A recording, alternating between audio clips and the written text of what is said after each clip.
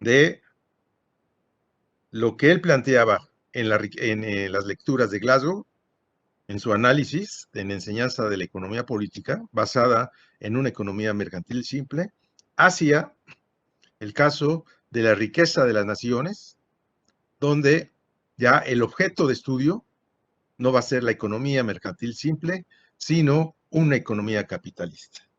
Y para esto, en este proceso de transición, podríamos llamarlo, ¿sí?, del pensamiento de Smith, de estos dos momentos, ¿sí?, juegan un papel importante dos factores, ¿sí? Permítanme ahora nada más hacer uso de la pizarra, de nuevo. A ver, permítame compartir. Okay. Qué bueno, creo que aquí ya salió directo, sin ningún problema.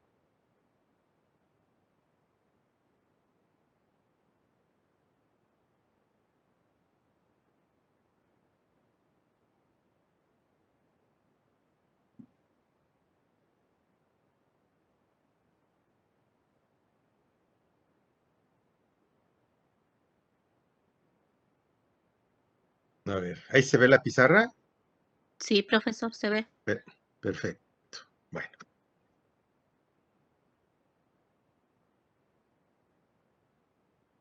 Bien. ¿Cuáles fueron esos dos factores que jugaron un papel importante en la transición del pensamiento de Adam Smith, de las lecturas a la riqueza de las naciones?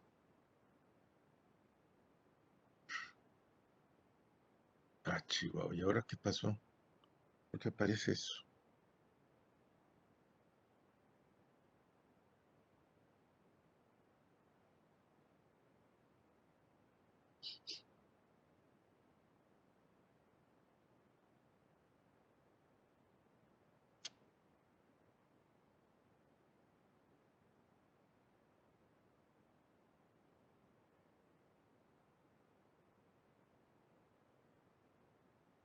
A ver. Vale.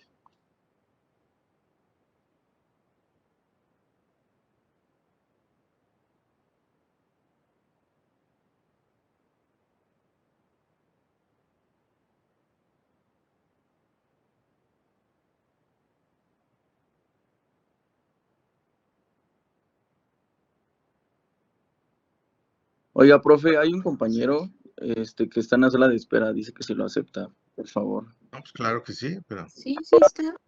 No hay nadie esperando.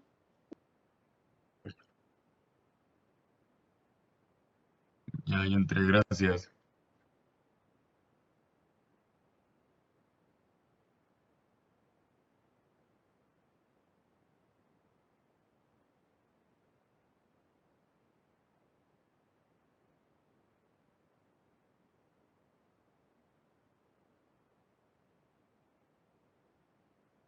factores que influyeron en el pensamiento de Adam Smith para la transición de las lecturas a la riqueza. Bien. Entre 1763 y 1776, probablemente la combinación de dos factores causaron que Smith cambiaran el marco de su investigación analítica u el objeto de estudio, ¿sí?, de su investigación. ¿Cuáles fueron esos factores? Bueno, uno se puede considerar como el factor histórico.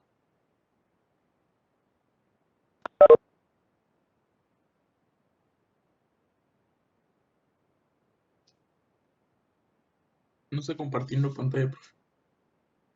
¿Perdón? Se perdió el compartir, la pantalla se cerró, profesor. Ah, ¿se cerró? Sí, sí, no está compartiendo nada. A ver.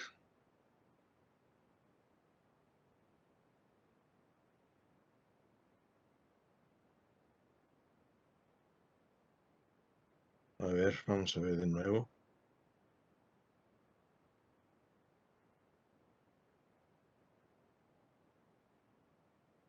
No.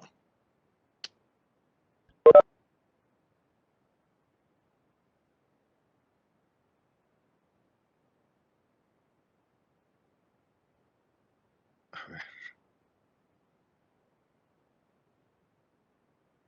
No. A ver, me voy a tener que ir de nuevo. ¿Qué pasó si salió?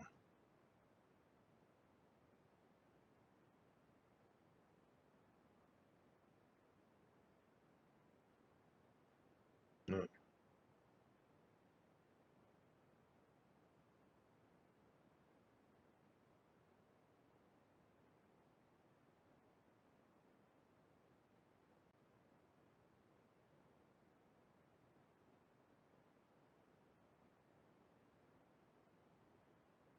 ¿Ahí? ¿No? No se ve.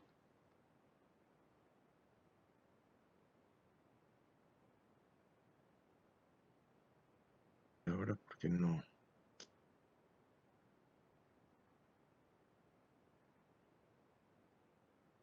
¿Ahí? ¿Tampoco? Tampoco, profesor. No se ve nada.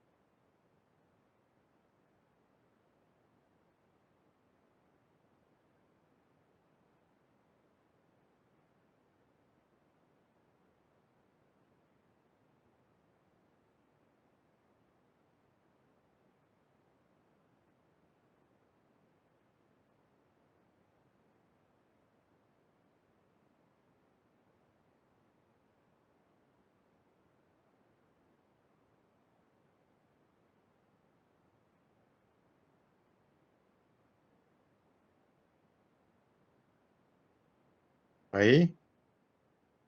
Lo que se ve es la pantalla oscura.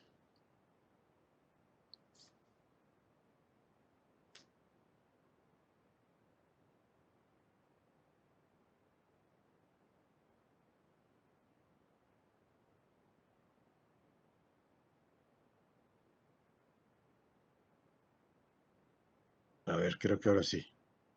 Híjole. Ya, ¿Ahí? ya. Bueno. Entonces decía que el primer factor que interviene o que influye en el cambio del pensamiento de Smith, ¿sí? Y por lo tanto, en el cambio de investigación y de objeto de estudio de Smith, de la riqueza de las lecturas a la riqueza de las naciones, es el factor histórico. ¿Qué significa esto? Bueno, que durante los años 1750 y los 1760, ¿sí? Durante este periodo se presentó o se empezó a presentar de manera importante el desarrollo y reforzamiento de las condiciones capitalistas de producción. Esto es, se empezaron a ver más claramente la existencia de un nuevo tipo de relaciones sociales en el proceso de producción industrial. ¿Lo puede En la repetir, ciudad, profe, por favor? sí que durante los 50, los años 50, 60 del siglo XVIII, o sea, 1750, 60, empezaron a manifestarse de manera más clara, más desarrollada, el surgimiento de las relaciones sociales capitalistas de producción. en el proceso, en el sector industrial, ¿no? Sobre todo en las ciudades como Escocia, en las ciudades de Escocia, como Glasgow y Edimburgo. Y era precisamente en Glasgow donde Adam Smith enseñaba economía política. Entonces, él se empezó a dar cuenta del surgimiento cada vez más desarrollado, ¿sí?, de las condiciones capitalistas de producción. Lo cual también estaba empezando a dar lugar a que tuviera importante influencia estas nuevas formas de relaciones sociales de producción, tuvieran importante influencia sobre la forma de vida en Escocia y en general también a lo largo de del Reino Unido. ¿Cuáles son los rasgos particulares y la importancia en este sentido de estas relaciones? Bueno, pues lo importante es que se empezó a notar la existencia de una nueva clase social, por un lado, de trabajadores, que correspondía a los trabajadores asalariados. En otras palabras, se empezó a notar que el trabajo manufacturero ya no estaba siendo predominado por el trabajo artesanal, sino que por el trabajo asalariado, que era alquilado ¿por quiénes?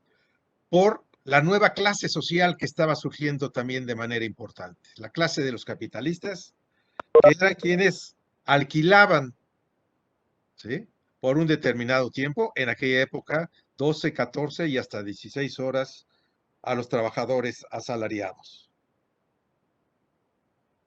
Eso por un lado. Y por otro lado, también se empezó a manifestar el creciente papel que empezó a jugar la competencia. La competencia, pero ahora de tipo capitalista. En otras palabras, la competencia entre las empresas capitalistas. Ya no la competencia entre los trabajadores artesanales. Y la cual se notaba porque era mucho más agresiva, ¿sí?, que la que se daba en el caso de una economía mercantil simple. Bien, entonces, ese es, digamos, un factor que jugó un papel importante.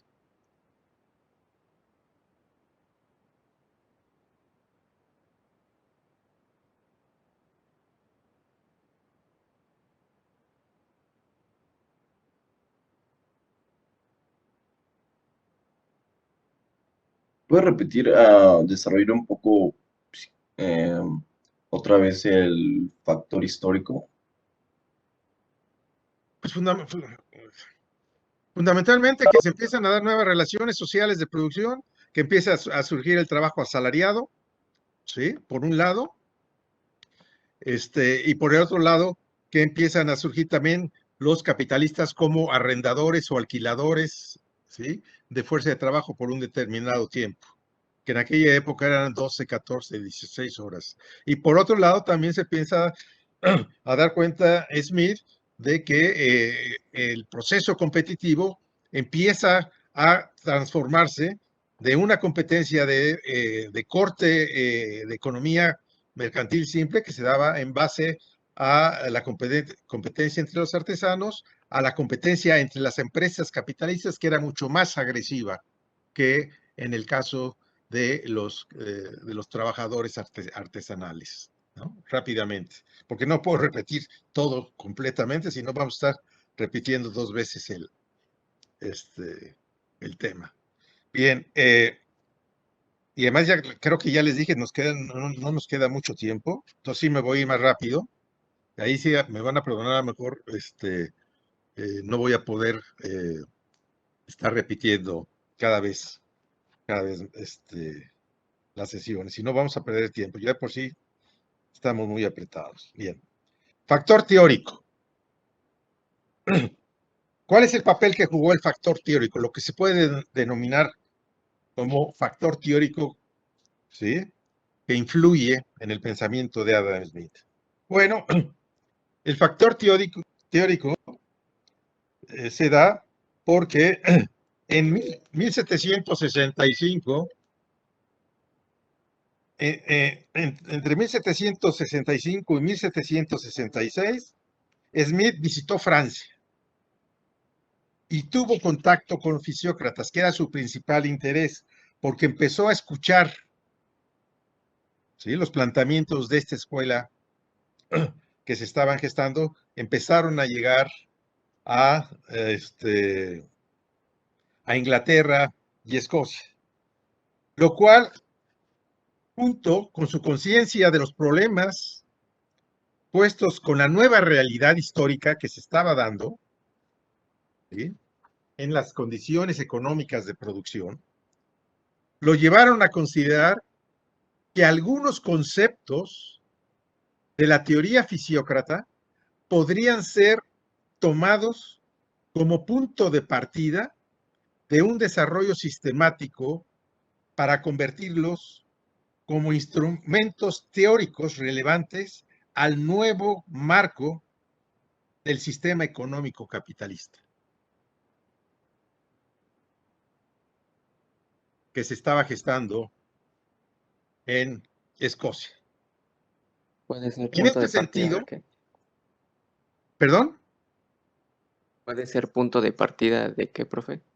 Uy, un punto de partida para replantear su marco teórico que tenía la riqueza de las naciones para el caso de una economía capitalista. ¿Sí? En este sentido, al menos Smith retomó dos conceptos que él consideró importantes y los retomó críticamente. ¿Cuáles fueron esos conceptos? Bueno, ¿cuáles creen que fueron esos conceptos? ¿Cuál sería el más importante? Salvador. ¿No? El del excedente. Excedente, O sea, pero en términos fisiocráticos, producto neto. el concepto de producto neto.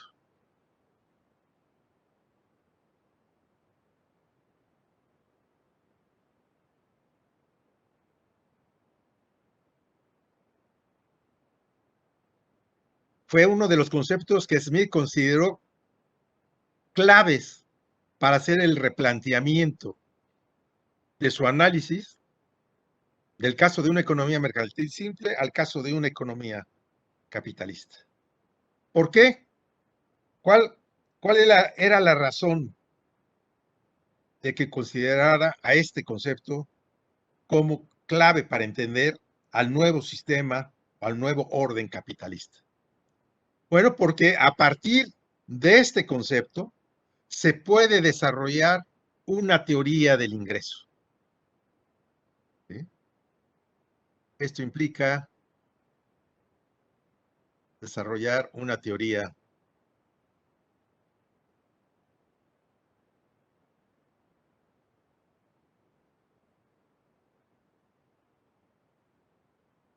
del ingreso para el caso de una economía capitalista que reconoce o debería de reconocer la existencia de tipos de ingreso que son diferentes al ingreso del trabajo.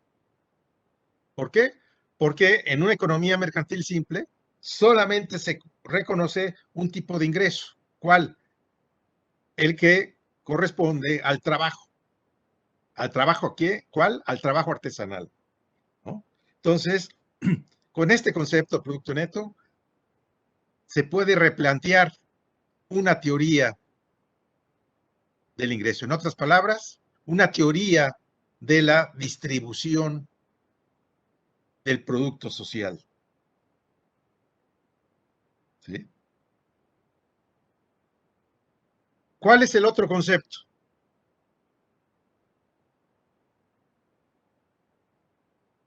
Un concepto importante que señalamos también cuando vimos la teoría fisiocrática, fue el concepto de avances del capital. O sea, que para llevar a cabo el proceso de producción es necesario que unos individuos o una clase social, los capitalistas, lleven a cabo adelantos de capital. ¿Sí? ¿Por qué? Porque de ahí se puede desarrollar una teoría del capital.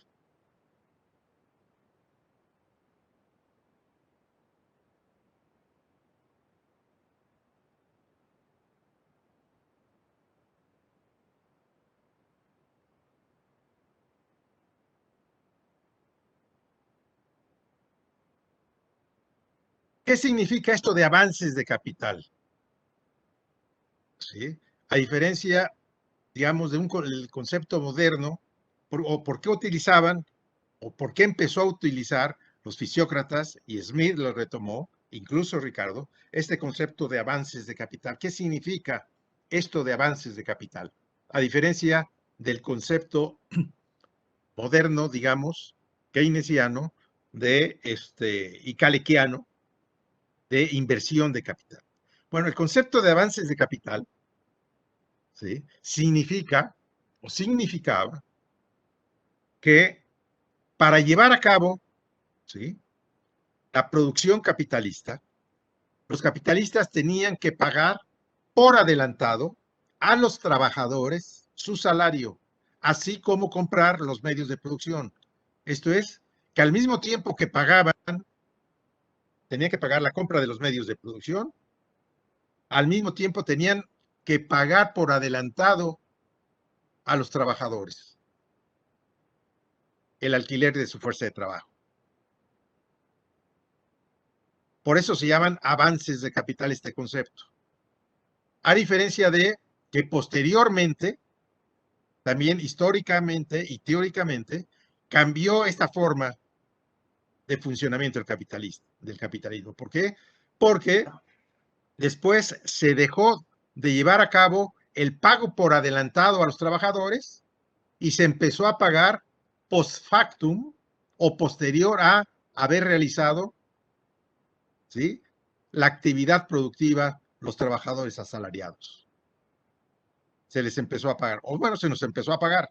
O sea, a todos los que trabajamos por un salario, no se nos paga en el momento en que empezamos a trabajar, sino se nos paga posteriormente, según el contrato que se haya establecido. 15 días, un mes, 2 meses, etc. Pero ya no son propiamente un avance de capital, sino ahora lo que se lleva a cabo es una inversión. Y en este concepto de inversión, ¿sí?, se considera que el pago a los trabajadores es posterior a haber iniciado el proceso de producción y no al momento de haber iniciado el proceso productivo. ¿Sí está clara esta diferencia entre lo que es avances de capital e inversión? Y sobre todo que quede claro el concepto de avances de capital. Por eso, ¿sí?, le llama la atención a Adam Smith. En cuanto a los trabajadores se les debía pagar por adelantado, ¿no? Pero, ¿qué pasó en cuanto a los medios de producción? ¿Qué dijo? ¿Se compraban antes o cómo se...? Se compran en el momento en que se lleva a cabo, se va a llevar a cabo el proceso productivo. Bueno, se tienen que comprar medios de producción, obviamente, para llevar a cabo el proceso de producción. Y así como se compran los medios de producción y se pagan en ese momento, ¿sí?, cuando se inicia el proceso productivo, a los trabajadores se les paga en ese momento, ¿sí?, su salario. Y entonces, por eso es que esto puede dar lugar o da lugar al desarrollo de una teoría del capital, al concepto de avances de capital, que los capitalistas tienen que avanzar o adelantar su capital, sus gastos de capital, en la compra de medios de producción y en el alquiler de fuerza de trabajo. ¿Sí? ¿Sí está claro? Gracias. Por nada. Bien.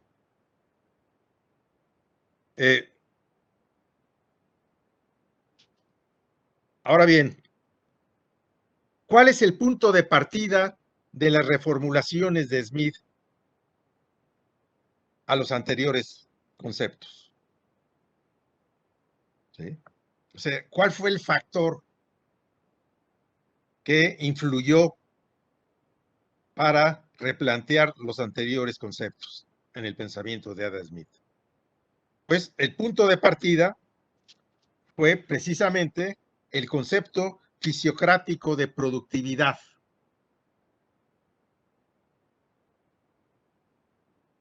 La importancia del concepto de productividad, que lo vimos, que fue uno de los factores que permaneció en el pensamiento de los fisiócratas. ¿Sí? ¿Qué quiere decir esto? Que Smith, desde luego, que él nunca negó la capacidad productiva natural de la Tierra, independientemente de la intervención humana. Esto es, que por naturaleza la Tierra tiene una capacidad productiva. Pero al aceptar la definición fisiócrata de productividad como el poder para crear un producto neto, que fue lo que vimos, Smith llegó a la conclusión de que este poder de crear productividad reside solamente en el trabajo. Solo y solamente en el trabajo. En otras palabras, que el único factor capaz de generar productividad es el trabajo. Por lo tanto, de acuerdo con Smith, no hay un solo factor diferente del trabajo que no sea la fuente original de la productividad generada en la sociedad. ¿Ok? En otras palabras, él pasa de la tierra, el factor tierra, al factor trabajo, como siendo o convirtiéndose en el factor único capaz de generar productividad. Y vamos a ver por qué. Respecto al concepto de producto neto, a partir de las consideraciones anteriores, es decir, de la distribución única de la atribución única al trabajo en la habilidad para generar un producto neto, esto le permitió reconocer, por lo tanto, que casi todas las ramas de la industria son capaces de crear un producto neto. ¿Sí? O sea, esta concepción de darle al trabajo el factor, ¿sí?, clave para generar productividad es lo que le permite a Smith generalizar la capacidad de todos los sectores productivos para generar producto neto y no solamente el que está relacionado con la tierra. Así, por lo tanto, el fenómeno del producto neto es tan general como el trabajo mismo. Y que en este sentido, ningún sector puede ser considerado por encima de los demás, porque el trabajo puede ser productivo en cualquier sector en que sea utilizado o gastado. ¿Sí? ¿Queda claro por qué? ¿Cómo es que Smith le da generalidad a la capacidad productiva a todos los sectores? Por el hecho o por el simple hecho de utilizar trabajo en el proceso productivo, el sector respectivo. O sea, ya no va a ser un sector particular, como sería el sector agrícola, el único capaz de generar producto neto. Sino ahora, como es el trabajo el factor productivo, por lo tanto, cualquier sector que utilice trabajo es capaz de generar un producto neto. ¿Ok? Bien. Sí, maestro. Ahora bien, sobre el capital, el concepto de capital adelantado. ¿Cuál es la importancia del planteamiento anterior? ¿Sí? A este concepto de capital adelantado. Bueno, la argumentación anterior significa que el producto neto no consiste exclusivamente ahora en la renta de los terratenientes. Acuérdense que en el caso fisiocrático, el producto neto, en los fisiócratas, el producto social, o sea, el total del producto social se distribuía entre salarios de los trabajadores productivos, ¿sí? Sean los trabajadores mismos o sea los granjeros capitalistas, a los cuales su ingreso se les consideraba como un salario. Eran salarios y renta, exclusivamente el producto social. Pero el producto neto se distribuía, ¿sí? O consistía exclusivamente en la renta territorial. ¿Sí? Esa era la concepción fisiocrática, si ustedes se acuerdan. Sin embargo, ¿sí? Si el producto neto emerge debido a la productividad del trabajo en sectores en que la fertilidad de la tierra no juega ningún papel, por lo tanto, la parte del producto que constituye el excedente o producto neto al mantenimiento y reproducción del trabajo constituye un ingreso que claramente refleja el hecho de que un avance de capital es necesario para el mantenimiento de dicho trabajo.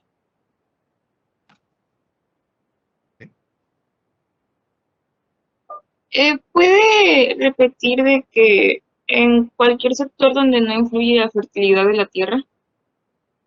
Sí, bueno, lo que venía señalando, siguiendo a Smith, es de que, de acuerdo con él, ahora si cualquier sector que utiliza trabajo puede ser productivo, ¿sí?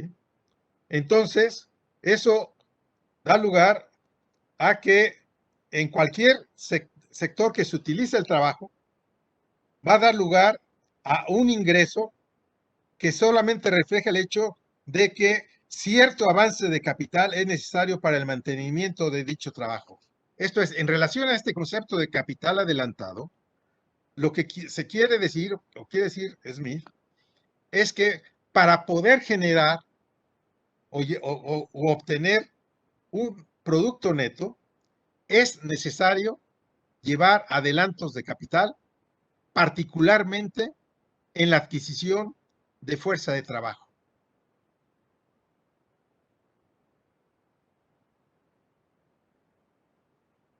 Sí, profesor, gracias. Ya se los dije de dos maneras.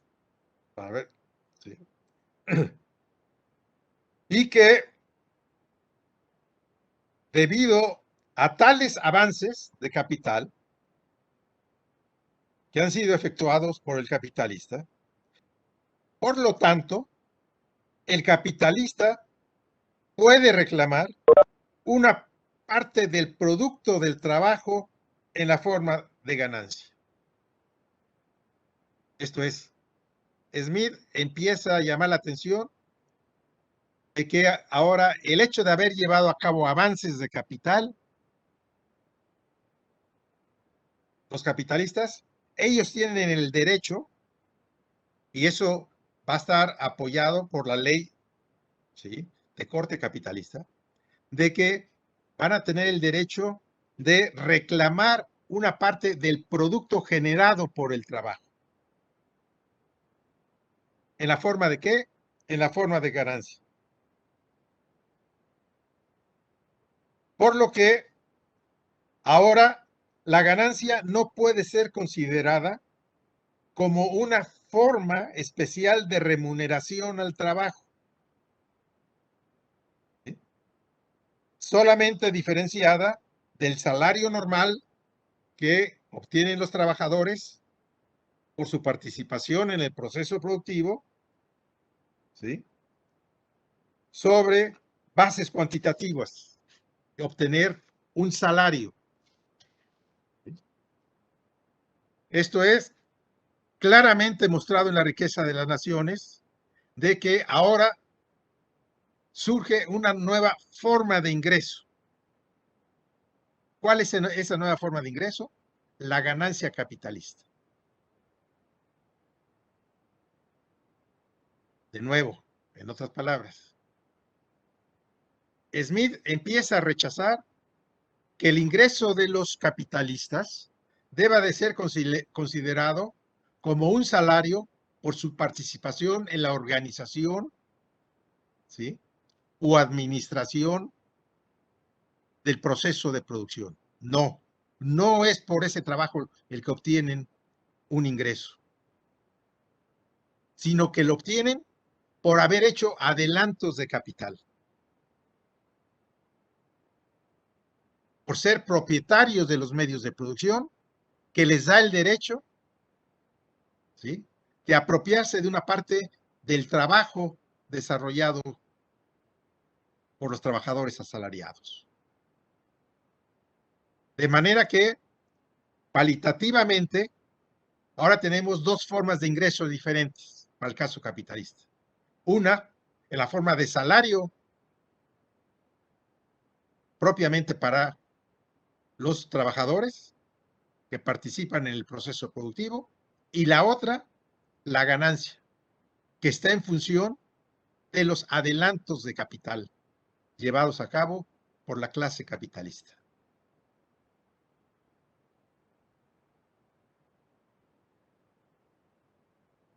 De esta manera, el resultado de los planteamientos señalados llevaron a Smith a replantear la clase de la sociedad económica en la riqueza de las naciones. En la nueva estructura socioeconómica de la riqueza de las naciones, ya está tratando el caso de una sociedad en la cual el Producto Nacional, en tanto es la consecuencia del trabajo productivo, puede ser descompuesta en tres partes, ¿sí? Con esta nueva teoría de la distribución del producto social, ¿sí?,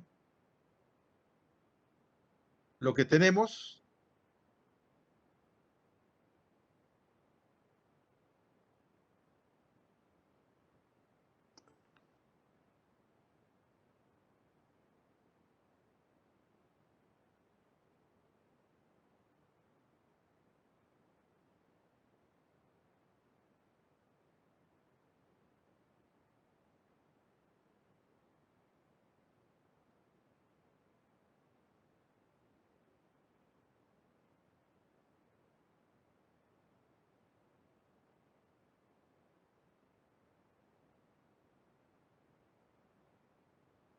lo que tenemos es que el producto social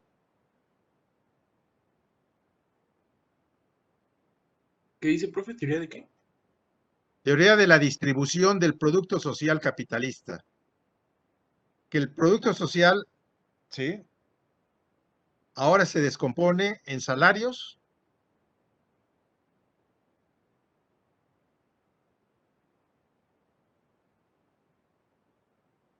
más ganancia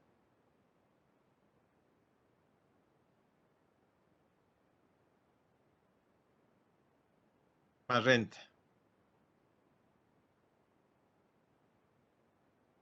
Y que ahora el producto neto se divide o está compuesto por ganancia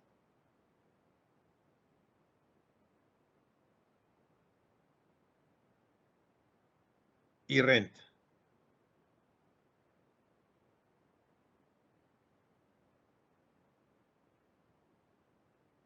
¿Cuál es la diferencia entre el Producto Nacional y el Producto Neto? No me queda claro. ¿No lo estás viendo ahí en esta sencilla ecuación? ¿Cuál es la diferencia?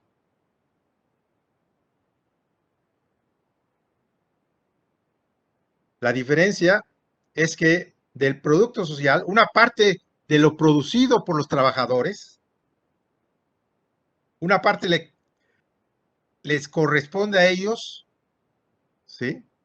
¿En la forma de qué? En la forma del pago de salarios.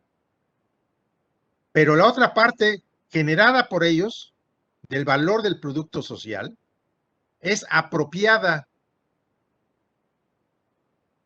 por los capitalistas y los terratenientes. ¿En la forma de qué? En la forma de ganancia y en la forma de renta.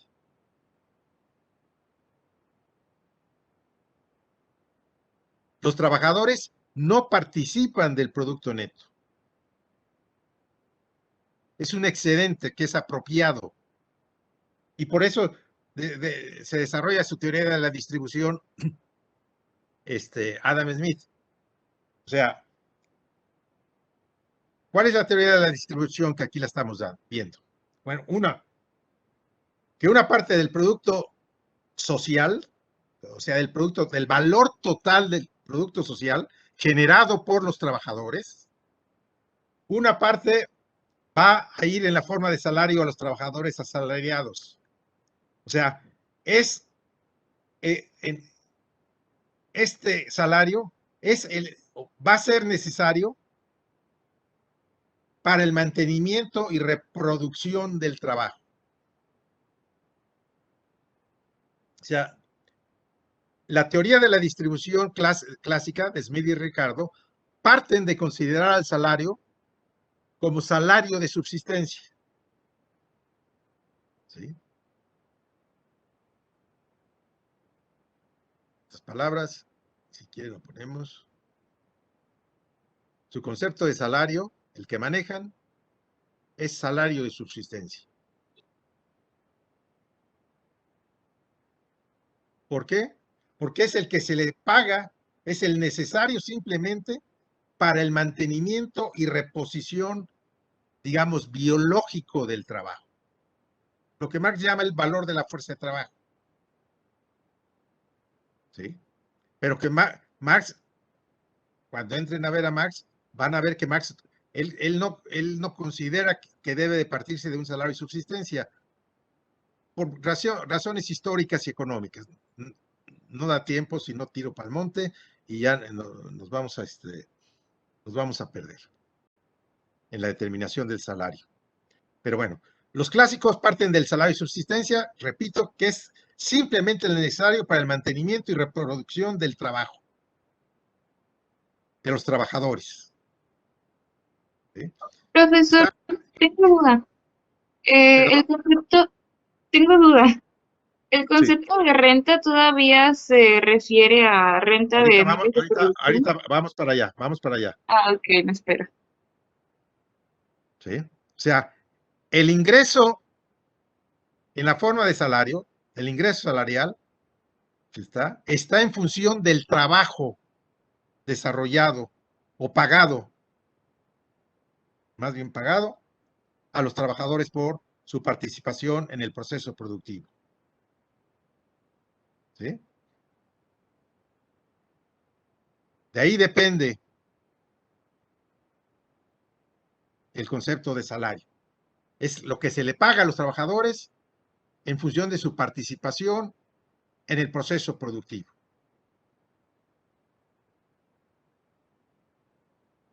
¿Cuál es el otro elemento de la teoría de la distribución? La ganancia capitalista. Y la ganancia capitalista es la parte del producto neto que los capitalistas reclaman y por lo tanto se pueden apropiar por ya haber llevado a cabo adelantos de capital.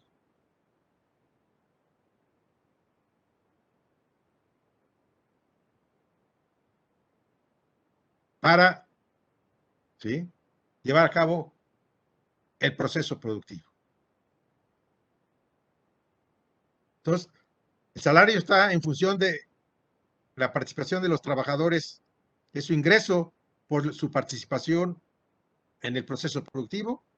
La ganancia capitalista está en función de, es una parte ya del producto neto. ¿Y queda claro eso? ¿Sí? La ganancia es una parte del producto neto que los capitalistas reclaman por haber llevado a cabo los adelantos de capital para realizar el proceso productivo.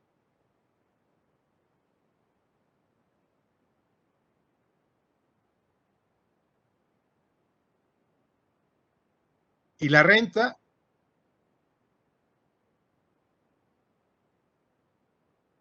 es, digamos, el precio de monopolio que los terratenientes están capacitados para apropiarse de una parte del producto neto por alquilar su tierra a los capitalistas para que estos lleven a cabo el proceso productivo. Ahora sí, creo que con esto respondo con tu pregunta o duda, compañera. Pero aquí ya que quede claro, ¿sí?, cómo es que Smith replantea la teoría de la distribución del producto social entre las diferentes clases sociales que participan en su generación, que son trabajadores, capitalistas y rentistas. Que, bueno, los rentistas de manera real no participan en el proceso de generación del producto social, sino participan simplemente como terratenientes, como quienes alquilan la tierra para generar, para que los capitalistas lleven a cabo los adelantos de capital, que junto con el trabajo asalariado se pueda generar el producto social de la economía.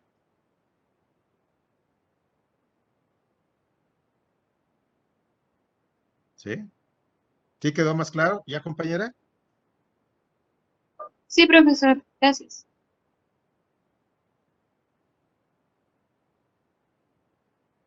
Tres formas de ingreso diferentes que dependen de tres elementos totalmente diferentes. Uno, el salario depende del trabajo, ganancia depende de capital adelantado, renta depende de la propiedad monopólica de la tierra por parte de los terratenientes.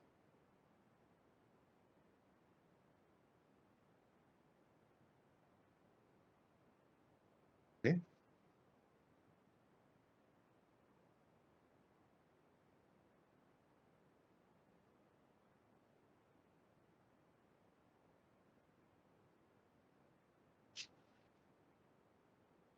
Ahora bien, ¿qué significa esto? ¿O qué problema se enfrenta estos términos cuantitativos de la teoría de la distribución de Adam Smith?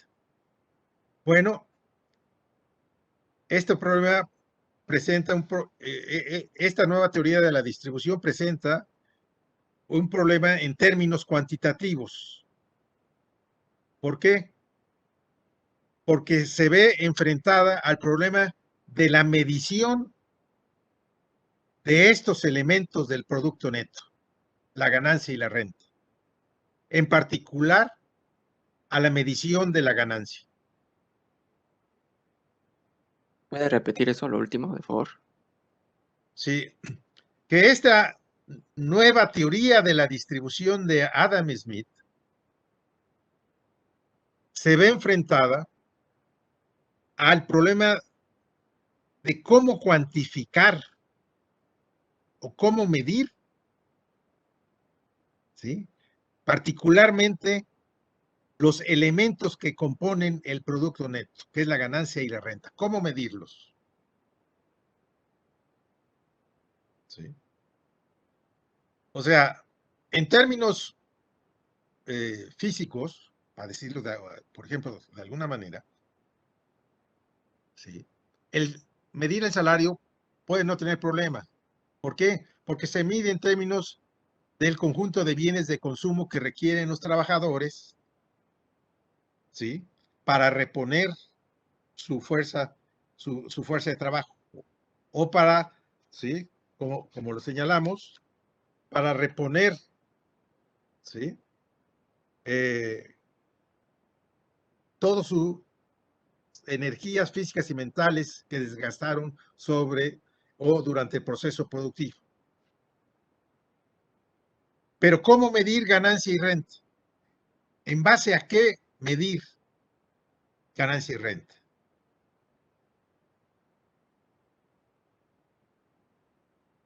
Pueden decirme en términos monetarios, sí, pero finalmente términos monetarios es la expresión monetaria de cierto tipo de cuantificación. ¿Sí?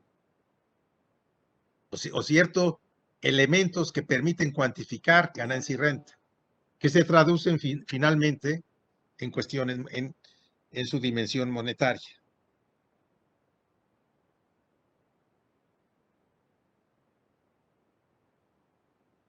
¿Qué quiere decir entonces esto? Bueno, que cuando uno generaliza el concepto de productividad a todos los sectores productivos por igual, o sea, a la agricultura y a la industria, uno se ve enfrentado al problema de que ya no es válido suponer que los bienes utilizados como medios de producción son los mismos o son de la misma naturaleza que los bienes que emergen como producto del proceso productivo. En otras palabras, que los insumos, ¿sí?, no son idénticos al producto. ¿Qué quiere decir con esto, Smith? Bueno, lo que quiere decir es de que puede ser que en el caso de la economía agrícola, sí pueda considerarse que los elementos que participan como insumos, por ejemplo, como medios de producción, las semillas, ¿sí? Para producir maíz se requieren semillas y se requiere maíz para que pagarle a los trabajadores determinadas cantidades de maíz para que produzcan alimentos. O bien para también en el sector, en la parte del subsector agrícola, ¿sí?, que para producir algodón, ¿sí?, se requiera algodón para producir algodón, físicamente, y también se le dé determinadas cantidades de algodón a los trabajadores para que ellos, ¿sí?, produzcan hilo y produzcan su tela. O sea, que los insumos pueden ser igual que los productos.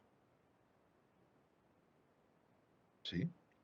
Pero en el caso del sector industrial, ya para cuando se pasa uno a una economía capitalista, esto no es lo mismo, ¿no? De nuevo, para producir zapatos, ¿sí?, no se requieren zapatos para producir zapatos, sino que se requieren diferentes insumos, ¿sí?, por decir algo, bueno, la maquinaria para empezar, cortadoras, cosedoras, maquinaria, pegamento, hilo, pintura, piel, para producir zapatos. ¿Sí? O bien, para producir camisas ya en condiciones capitalistas.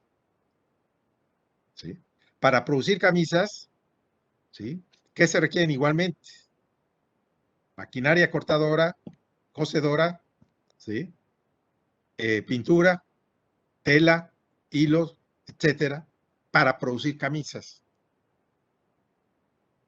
Entonces, en el caso de una economía capitalista es mucho más sofisticada.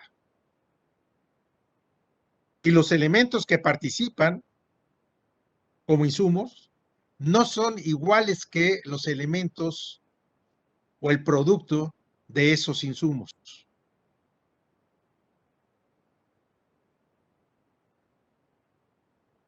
Como esto ya no es posible, entonces es necesario expresar tanto los insumos como el producto en magnitudes no físicas. O sea, en una magnitud a la cual se pueden reducir todos esos elementos diferentes, como insumos y como productos, a un mismo elemento que lo pueda homogeneizar. O sea, que de lado, por ejemplo, para producir zapatos, todo la maquinaria, las diferentes maquinarias, las diferentes materias primas, todos esos se reduzcan a un mismo elemento que permita ser cuantificable y que, por lo tanto, el producto, o sea, los zapatos, ¿sí?, sea la suma de esos diferentes magnitudes o de esas diferentes cantidades de ese elemento. Y por lo tanto, tanto los insumos como el producto se reduzcan a un mismo elemento, no físico, porque físicamente no se pueden sumar peras con manzanas, como coloquialmente se dice, ¿no? En otras palabras, que se pueda encontrar una magnitud que permita expresarlos a los insumos como al producto en los mismos términos para cuantificar el producto social y por lo tanto se pueda cuantificar el producto neto. En otras palabras, es necesario hacer uso de una teoría del valor. Esto es, reducir todos esos elementos a sus respectivos valores. En otras palabras, reducirlos todos a cantidades de trabajo.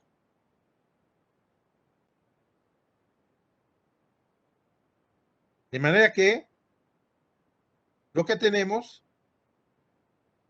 que la formulación de una teoría del valor se convierte en una parte integral e indispensable de una teoría de la distribución para el caso de una sociedad económica capitalista. De ahí, pues, la necesidad de recurrir al concepto de valor, que Smith es lo que lleva a cabo y que ya lo empieza a llevar a cabo, si ustedes se acuerdan, para el caso de una economía mercantil simple. Cuando Maestro, señalamos, nada más permíteme terminar con la idea, porque si no después me pierdo. Cuando señalábamos que en las lecturas de Glasgow empieza a esbozar o empieza a plantear el bosquejo de una teoría del valor. Bueno, acá ya se ve la necesidad de recurrir a una teoría del valor, como lo vamos a ver, ¿sí?, para cuando entremos a ver, que eso ya será la próxima clase, analizar, no vamos a analizar la riqueza de las naciones, vamos a analizar aquellos elementos, aquellos puntos fundamentales para el caso de una teoría del valor y de la distribución. ¿Sí? A ver si, ahora sí, compañero, adelante.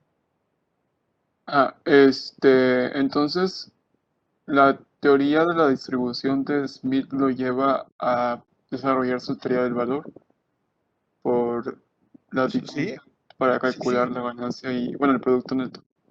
sí, la teoría de la distribución, ¿sí?, que él desarrolla para el caso de una economía capitalista, es lo que le obliga a él a tener que recurrir a una teoría del valor. ¿Para qué? Pues precisamente para poder medir el producto neto. ¿cómo se va a medir el producto neto? ¿Cómo se va a saber cuánto del producto social se fue para ganancias? ¿Sí? ¿Y cuánto se fue para renta? ¿Y por qué? Y sobre todo el concepto de ganancia. ¿Cómo se va a valorizar la ganancia capitalista en relación con los avances de capital?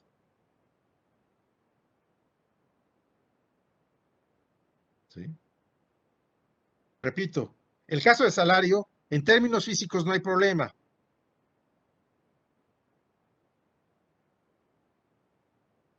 Porque los salarios están compuestos, puede ser que no haya problema, sobre todo en una economía capitalista muy elemental, ¿sí? Porque son bienes de consumo y una parte del producto social está compuesta por bienes de consumo que van a dar a los trabajadores.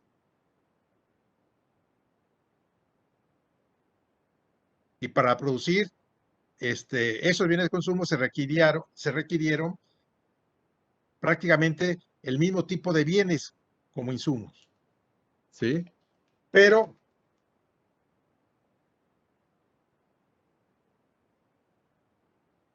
perdón, déjenme ver. Se apaga esto. Pero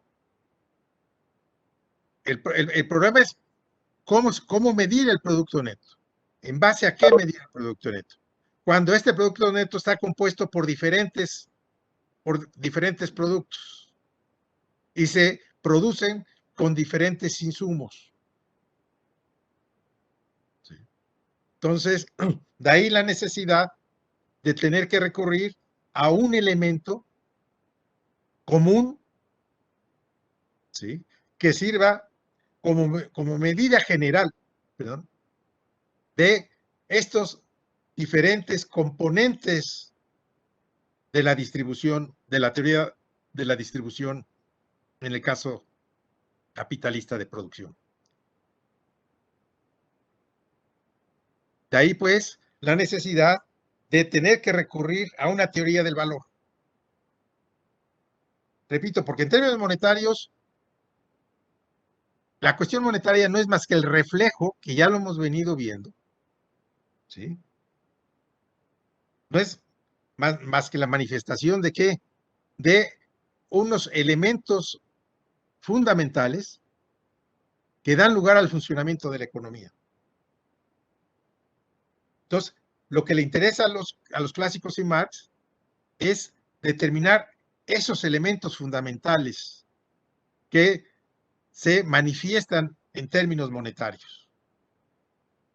Por eso es que empieza Smith a establecer la diferencia entre precio de mercado, que es una magnitud monetaria, y precio natural, que es una magnitud que está relacionada en las lecturas de Glasgow con el precio del trabajo. Y este precio del trabajo con el valor de las mercancías, con el trabajo ¿sí?, realizado. Entonces, de ahí pues la necesidad y la importancia de tener que recurrir al concepto de valor en la economía clásica. Y Marx después retoma críticamente estos conceptos. Eso ya, bueno, lo verán a lo largo de sus cursos de economía política. ¿Sí?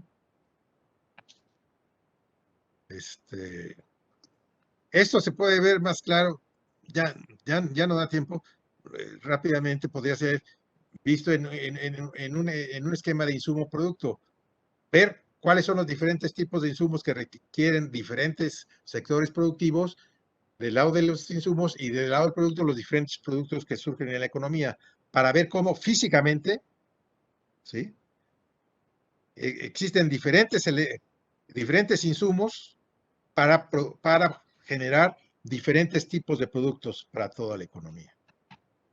Pero aquí simplemente lo que es necesario simplemente señalar es eso, que hay que partir, por lo tanto, del hecho de que los insumos, ¿sí?, no son idénticos. Los insumos que requiere cada sector productivo no son idénticos a los productos que se obtiene de cada sector productivo. Por ejemplo, la producción de zapatos, que ya señalé, cuáles son rápidamente, muy genéricamente, los diferentes tipos de insumos que se requieren para producir, ¿qué? Zapatos. Y para producir zapatos no se requieren como los zapatos como insumos, ¿no? Pero, por ejemplo, otras materias primas, ¿sí?, sí se requieren como insumos en otras industrias. ¿Sí? En fin. ¿Alguna otra pregunta? No, ¿Duda? maestro, gracias. Bueno. Profesor, todavía no nos preocupamos por lo de precio de mercado y precio natural. No, ahorita no. No, nada más lo que hemos visto señalado que fue en la economía mercantil, bueno, en la fisiocracia no entraron prácticamente ese problema, simplemente lo señalaron, simplemente reconocieron que había una diferencia entre precios de mercado y un concepto que ellos vagamente no definen, pero solamente señalan precio necesario de las mercancías, que es a partir del cual ellos llevan a cabo su análisis. Nada más hasta ahí. Y, Ok, gracias. y en economía mercantil simple, lo que señalamos respecto a eso, de que Smith empieza a establecer la diferencia entre el precio natural de las mercancías, lo que él llama precio natural, que está ligada con el precio natural del trabajo, y el precio de mercado. ¿Sí? Ahorita todavía no entramos a esa cuestión para el caso de lo que hemos estado viendo de Smith. Ahorita en la parte de la transición. Y tampoco vamos a entrar propiamente para en el caso de la riqueza de las naciones. ¿Sí? Ya entonces, señalados estos factores de transición, la próxima clase ya vamos a entrar repito, a la riqueza de las naciones, a la teoría del valor, ¿sí?, y la medida real como medida real del valor de las mercancías. ¿Qué es lo que? Esa es la problemática de los clásicos. Valor y distribución. ¿Sí? Esa es la problemática central, que la tengan claro ustedes, para los clásicos. Valor y distribución.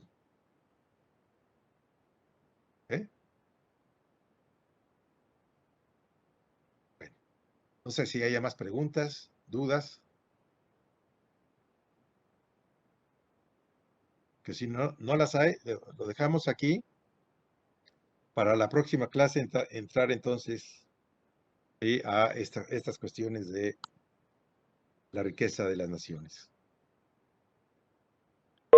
Ok, maestro. Bueno, muy bien, pues les agradezco una vez más haber asistido y nos vemos. El lunes creo que no hay sesión, ¿verdad? Es No, día profe, no. primero. No, Es no, puente. profe. Hasta Es el puente. miércoles. Bueno, nos vemos dentro de 8 días.